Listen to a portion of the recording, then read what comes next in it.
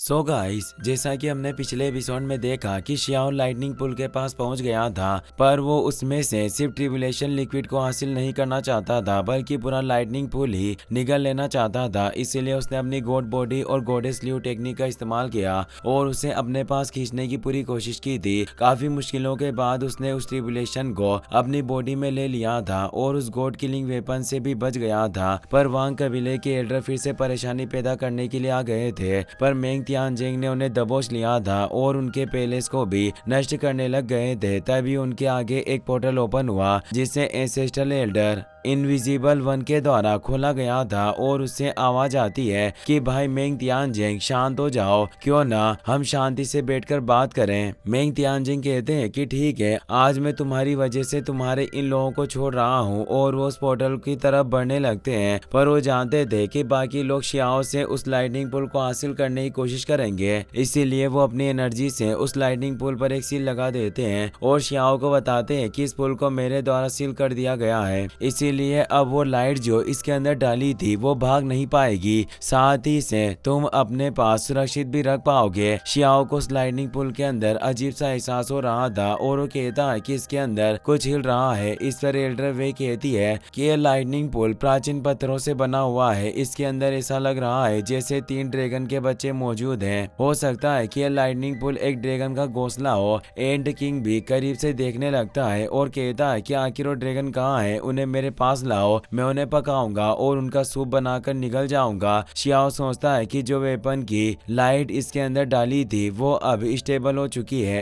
External item की कोई true foundation नहीं होती, इसीलिए इसे हथियारों में मिलाने के बजाय अपनी बॉडी को टेम्पर करना ज्यादा बेहतर होगा। अगर मेरी बॉडी में इस तरह की ग्रेड लाइन मौजूद होगी तो मेरी ताकत काफी ज्यादा अनइमेजिनेबल हो जाएगी। एल्डर तुओगु कहते हैं कि पता नहीं इसके अंदर सच में ड्रैगन का घोंसला है या नहीं, इसीलिए सीनियर मेंग तियानजिन जैसे महाज्ञानी को ही इसका फैसला लेना होगा और वहां से चले जाते हैं। बाकी एल्डर भी वहां से जाने लगते हैं। अब हमें बिलो लेक के एशियन डॉल का सीन दिखाया जाता है जहां सभी यंग पेटिशनर साथ में इकट्ठा हुए थे ताकि वो ट्रेजर के बारे में डिस्कस कर पाए। शियाओ अपनी फर्नेस को बाहर निकालता है जिसमें ट्रिब्यूलेशन लिक्विड था जिसे उसने रेयर और प्रेशियस वाइन के साथ मिला दिया था, जिसे शियाओ कई सारे प्यालों में भर देता है क्योंकि वो सभी को ये ऑफर करना चाहता था। वो कहता है कि मेरे साथियों, मैं ज्यादा कुछ नहीं कहूंगा, एक दिन इंपियल पास के बाहर हम साथ में लड़ेंगे, अपना खून बहाएंगे और दुश्मनों को काटेंगे, इसीलिए बिना किसी संकोच के प्याला पीजिए। सभी हैरान थे कि शियाओ इतनी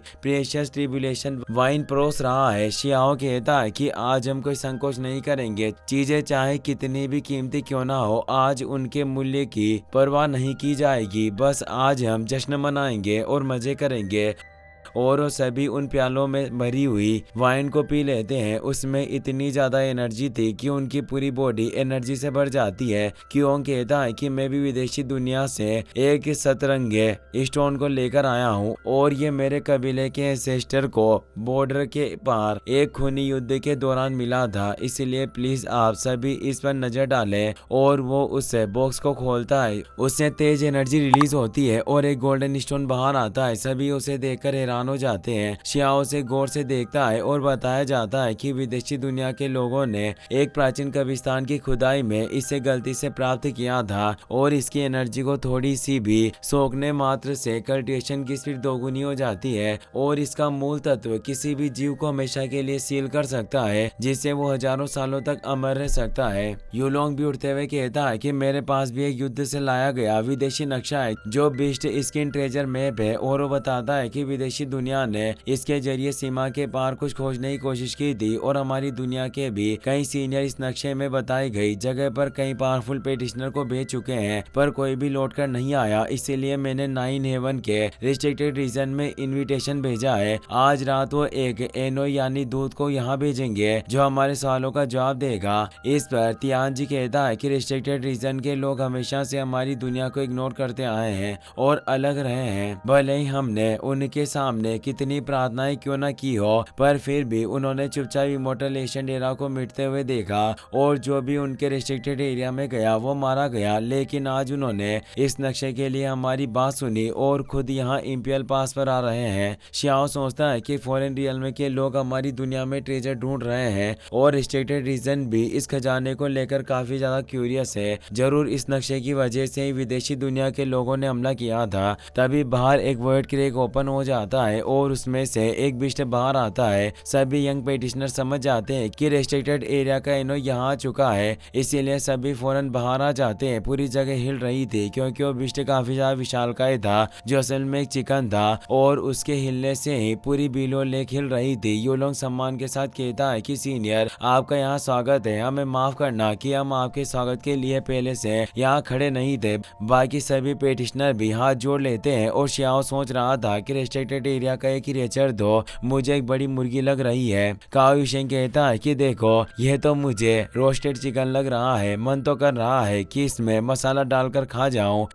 पर असल में वो चिकन कोई साधारण बिस्ट नहीं था बल्कि उसकी पीठ पर रिस्ट्रिक्टेड रीजन का एनोई बैठा था जिसे चिकन राइडिंग इमोर्टल के नाम से जाना जाता है, जो काफी ज्यादा बुरे लग रहे थे। वो अंगड़ाई लेते हुए कहते हैं कि बच्चों बुरा मत मानना, मेरी इस माउंटेन बिस्ट को पहले चोट लगी थी इसीलिए ये कुछ देख और सुन नहीं सकता और ये कोई घमंड नहीं दिखा रहा है। तभी शियाओ काओ युशेंग से कहता है कि मुझे तो ये अभी भी एक चिली चिकन लग रहा है। तभी वो चिकन राइडिंग इमोर्टल नीचे आते हैं, उस सभी उसे देखकर दंग रह जाते हैं क्योंकि उनका एक पैर कटा हुआ था। यूलोंग हैरानी से कहता है कि सीनियर क्या आप पर रास्ते में किसी ने हमला किया? इस पर वो इमोर्टल कहते हैं कि तुम कैसी बातें कर रहे हो, ये तो उस पुराने जमाने के युद्ध की चोट है। अगर मैं हिसाब लगाऊं तो उस बात को करीब 15 लाख साल गुजर चुके होंगे। डा जूटो कहता है कि सीनियर क्या आपका ये घाव भर नहीं सकता? इमोर्टल हैरानी से कहते हैं कि तुम एशियंट मोंक वंश के वारिस हो, वास्तव में तुम्हारी नजर काफी अच्छी है। और वो बताते हैं कि जिसने मुझे घायल किया था वो बहुत ही खतरनाक था, मेरे मालिक भी उसे डरते थे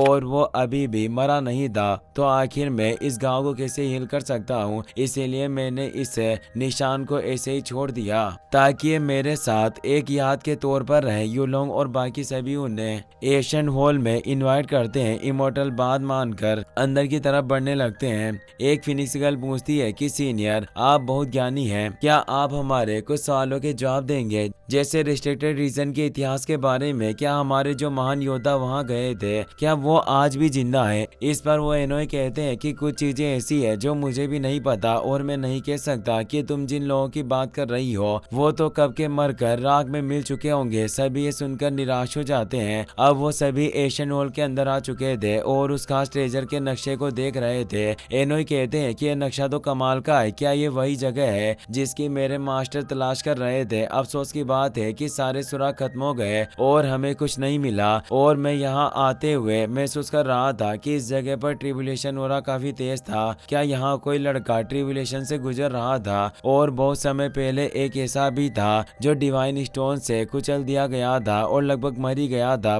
पर किस्मत से उसने एक इनक्रेडिबल ट्रेजर बना लिया था। शियाओ धीरे से मुस्कुराता है और कहता है कि वो मेरा वर्ड था और रियल्म का ट्रिबुलेशन था। और वो आगे आकर कहता है कि मैंने उस ट्रिबुलेशन से ये लाइटनिंग पुल सीज किया है, क्या आप इसे देखकर कुछ बता सकते हैं? और वो लाइटनिंग पुल को बाहर निकालता है, पर वो एनोई उस लाइटनिंग पुल को देखते ही तुरंत छीन लेते हैं। शियाओ हाथ आगे बढ़ाता है पर वो उसके हाथ पकड़ लेते हैं। शियाओ कहता है ओल्ड मैन थोड़ा शांत हो जाइए। सभी ये देखकर हैरान थे कि क्या ये ओल्ड मैन शियाओ से ट्रेजर छीन लेगा, पर एनोई कहते हैं कि आजकल के जवान लड़के वाकई काफी गजब है। हमारी यंग मिस अभी भी अपने रूम में बड़ी हो रही है। लिटिल ब्रदर क्या तुम हमारे घर दामाद बनकर आना चाहोगे? शियाओ ये सुनकर हैरान हो जाता है। एनोई कहते हैं कि फ्यूचर में भले ही आसमान भी क्यों न गिर जाए तुम हमारी एरिया में बिल्कुल सुरक्षित रहोगे। ये सुनकर सभी के होश उड़ जाते हैं क्योंकि वो खुलेआम शियाओ को शादी का इनविटेशन दे रहे थे जिस पर वो मुर्गा भी हंस रहा था।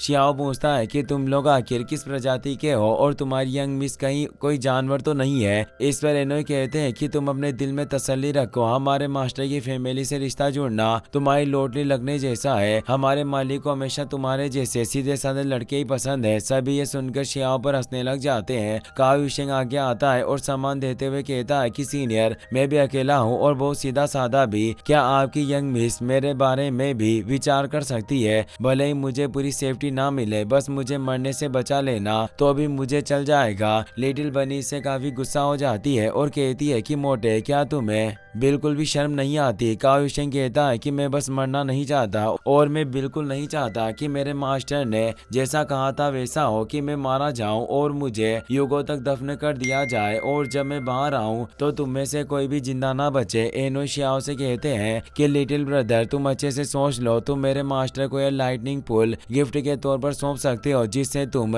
हमेशा खुश रहोगे। शियाओ उस लाइटनिंग पुल को वापस लेते हुए कहता है कि ये तो कुत्ते को हड्डी डालने जैसा होगा जो कभी वापस नहीं मिलेगी। इस पर एनोई गुस्से में कहते हैं कि छोकरे, तेरी जुबान आखिर कैसी चल रही है? शियाओ उन्हें शांत करते हुए कहता है कि मैं तो बस पहले इस पर स्टडी करना चाहता हूँ और पुल में मौजूद उन ड्रैगन को चक लूं, फिर हम बाद में बात करेंगे। इस पर एनोई कहते हैं कि लड़के, तुम जरूर मूर्ख हो, इस चीज से तुम्हारा एक बहुत बड़ा कर्म जुड़ा है। पर शियाओ उनसे जान बचाते हुए दूर होने लगता है। इस पर वो एल्डर कहते हैं कि तुम इसे सूप की तरह इस्तेमाल करना चाहते हो, इसके लिए तुम्हें हजारों सालों तक पछताना पड़ेगा। क्योंग ये सब देखकर मुस्कुरा रहा था और वो अब अपने स्टोन का बॉक्स ओपन कर देता है और उस स्टोन को देखकर एनोई पूरी तरह से हैरान हो जाता है और पूछता है कि लड़के, आखिर तुम्हें ये स्टोन कहाँ से मिला? इसी के साथ ये एपिसोड यहीं खत्म हो जाता है। अगर आपको ये वीडियो पसंद आया हो तो इसे अपने दोस्तों के साथ जरूर शेयर करें। साथ ही इस वीडियो को लाइक करने के साथ साथ चैनल को सब्सक्राइब जरूर कर लें। Thanks for watching.